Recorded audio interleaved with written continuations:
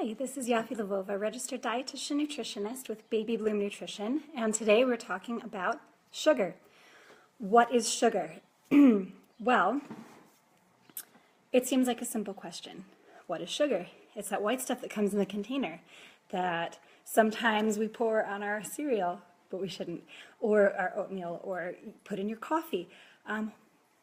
But there are all these movements now to quit sugar. And it's getting a little bit confusing as far as what sugar actually is and what the definition is of sugar. So let's talk about some words that you might be hearing. Hey, Paula, you made it on time. I think that's a first. I'm glad to see it. So added sugar, that's the first thing. When we see added sugar or no added sugar, what it means is that table sugar, that white stuff from the container, has not been added to the food. That's all it means. It doesn't mean that it doesn't have sugar. It might have naturally occurring sugar. It just doesn't have sugar that's been added to it. Thanks for the heart and the thumbs up. I love it. When you see sugar-free, it means less than half a gram of sugar in a serving. And there's often artificial sugar or sugar alcohols, which is actually neither sugar nor alcohol. Ah, thanks for the hearts. That's so exciting. So sugar-free usually contains artificial sugar, neither sugar nor alcohol, but it's called sugar alcohol. And I could get into the chemistry of it, but it's not really that interesting. Refined sugar, that means that sugar that's been taken from a plant and refined into sugar. So if you're talking about, I've seen orange juice concentrate used as a sugar. That's not considered a refined sugar, even though there have been processes done to it. So refined sugar is really, again, talking about the table sugar and talking about sugars that are not naturally occurring. Unrefined sugar. So this is the opposite of refined sugar, obviously. So maple syrup, honey, agave, coconut sugar, and date syrup are all considered unrefined sugars. Does that mean you should drink them straight from the bottle? No, it doesn't mean they should be in everything. And a big concern and a big reason why I'm doing this particular topic is because I'm seeing a lot of health foods use unrefined sugars, and yes, it's healthier than using table sugar, but it's still sweet and it's still going to contribute to unnecessary calories. So I use a lot of dates in my recipes instead of sugar. And the reason I do that is because you have a lot of micronutrients going along with that. You've got fiber, you've got a lot going on with dates. But at the same time, it is a lot of sugar once you get to a certain point. So having 1 or 2 dates as a snack, sometimes I like stuffing them with peanut butter, and that's fun. But incorporating them into every meal that you have every day, that starts to be a problem. So that's something that you really want to avoid. We'll talk about the fructose content of these, and then I'll get into what fructose is and if it's a problem or not, and the evil fruit pyramid that just came out. So maple syrup is 35% fructose. Table sugar, for reference, is 50%. Honey is 30%. Agave nectar is 90% fructose. Coconut sugar is between 3 and 9% fructose, so while it has the same nutrient composition as table sugar as far as calories, it doesn't affect you the same way, and I'll explain that when I get into what fructose is. So date syrup. Dates have about 7.5 grams of fructose in each medjool date. Dates are different because they're different dates, come in different sizes, so it's difficult to say the nutrition in dates because you need to know which date you're talking about and which form you're having. I have a comment. I had a health food store recommend agave syrup in place of table sugar. Doesn't that have the same issues as high fructose corn syrup? It has a lot more issues than high fructose corn syrup. Agave nectar, when it's raw, it's more natural. It's more naturally occurring. And if you really have it with the way it was really originally had, the way the indigenous people originally made it, by burying it underground, it's a whole system. It is more natural, but it has 90% fructose, whereas high fructose corn syrup, just like table sugar, has 50%. And so I guess I should get into what fructose is at this point. Fructose is one of the 3 monosaccharides, meaning there are 3 building blocks to sugar. And in different combinations, they form different types of sugar. So fructose is one of them. A high intake of fructose leads to insulin resistance, heart disease, fatty liver disease, high cholesterol, obesity, diabetes type 2. There are a lot of different issues that it leads to. And the reason why it's going to affect you different than sucrose or any of the other sugar monosaccharides or disaccharides, the little ones or the pairs, is because your body can use other sugars in different places, but fructose is only processed in the liver, which is why when you have fructose, it causes your body to produce, to request insulin from the pancreas. The pancreas responds with the insulin. Too many requests from the pancreas, and the pancreas says, hey, I'm out of here, and then you have diabetes. And that's a way oversimplification. But insulin is a hormone that causes you to create fat cells.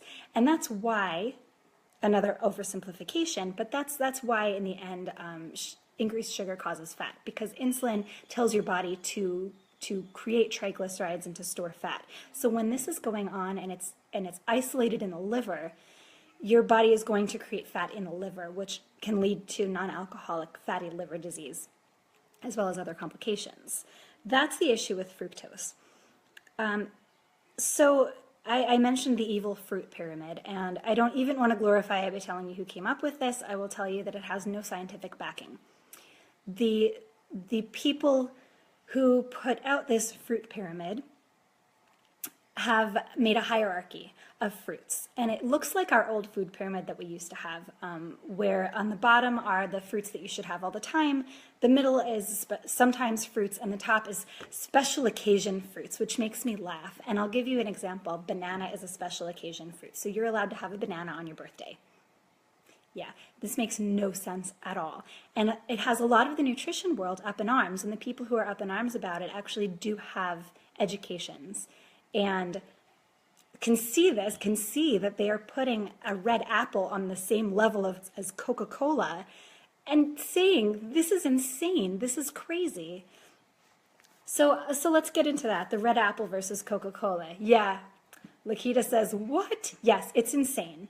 It's completely crazy. And that's why I'm doing this topic, is because this came out and it's caused a lot of controversy because it's ridiculous and it's going to cause a lot of emotional anxiety over food. I did an emergency nap time nutrition concerning the Journal of Epidemiology's recommendations that we now have 10 servings of fruits and vegetables instead of 5. And now this fruit pyramid comes out and says you can only eat berries. And it's not realistic. It's not, for instance, it's expensive. It's not, they're not in season all the time. You can't get them everywhere all the time. And it's just ridiculous. It's not based in science at all. So I'm getting a lot of reactions here, and I want to tell you this is BS. That's the strongest word I'm going to use on this broadcast, but you can imagine all the expletives in my head when I saw this. It's ridiculous. It causes, there's a condition that's becoming popular. It's orthorexia. It's an eating disorder where people are so overtaken by the desire to be healthy and following these fad diets that they start losing contact with friends. They can't go out to eat. They can't engage socially at all because they are overwhelmed with the concept of eating healthy and all of this crazy advice out there. And this ridiculous fruit pyramid is only going to contribute to that. So let's talk about the red apple versus the Coke. Okay, so a medium red apple, which is a special occasion food, has 22 grams of sugar. 56% of that sugar is fructose, 4.9 grams of fiber. That's where we're getting into the difference here. The difference is in the fiber and the micronutrients. It's the context. 1 cup of Coke, not a can, a cup, size of your fist, roughly the size of that red apple, has 25 grams of sugar, so same amount of sugar roughly. 65% of it is fructose, so a little bit more than the red apple, but not considerably. 0 grams of fiber, 0 micronutrients. It contributes to dehydration because of the caffeine. It's got a bunch of evils around it, whereas the red apple, it got ripe on a tree, ideally. You pick it and you eat it. We have been eating and properly digesting these foods and using them to have proper energy and nutrition for a very long time. High fructose corn syrup, on the other hand, has not been around all that long. So if you're going to ask the question, Is fructose good for you or not? It depends on the context. We can't just pick and choose the context of what we're talking about, which is what the people behind the fruit pyramid did.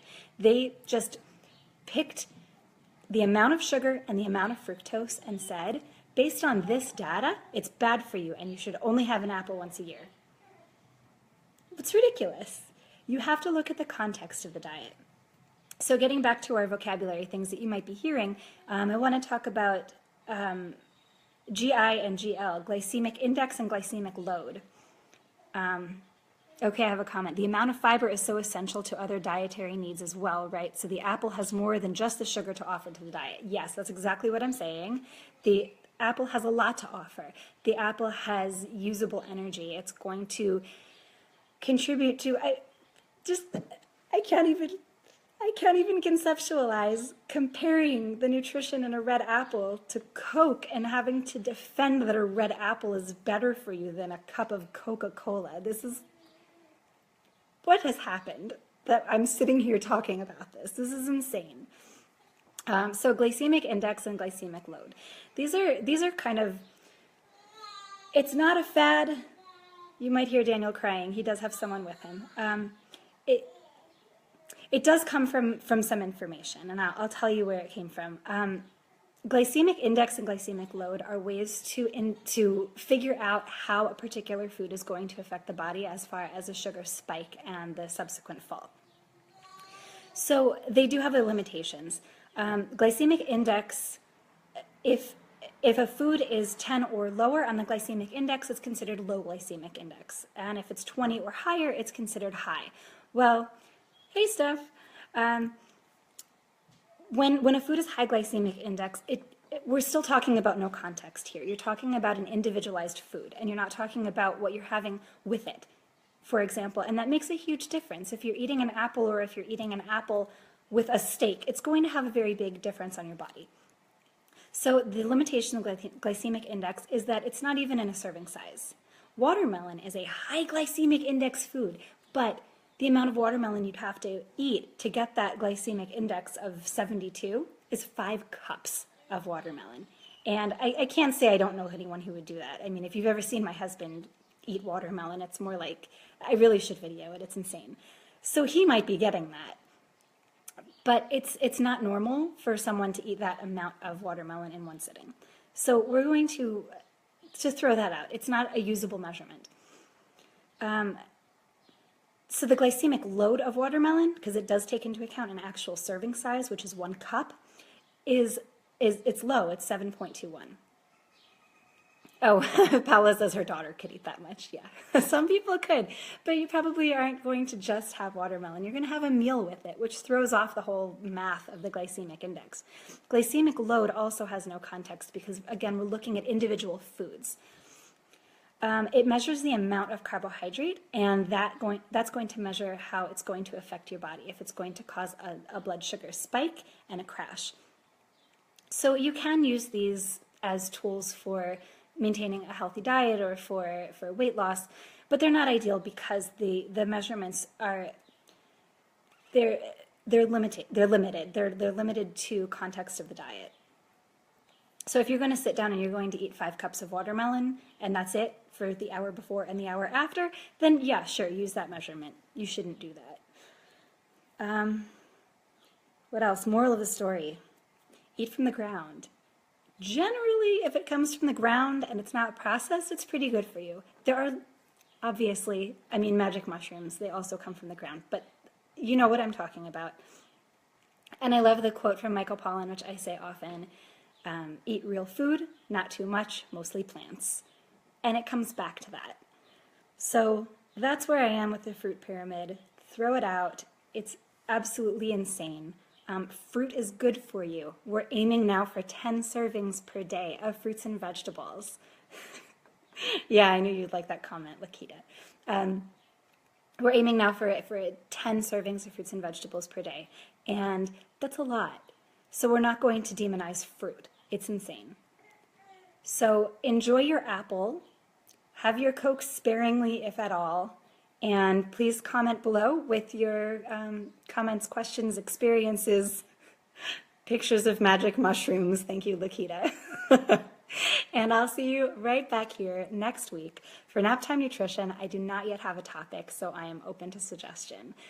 And I hope to see you there. Thanks.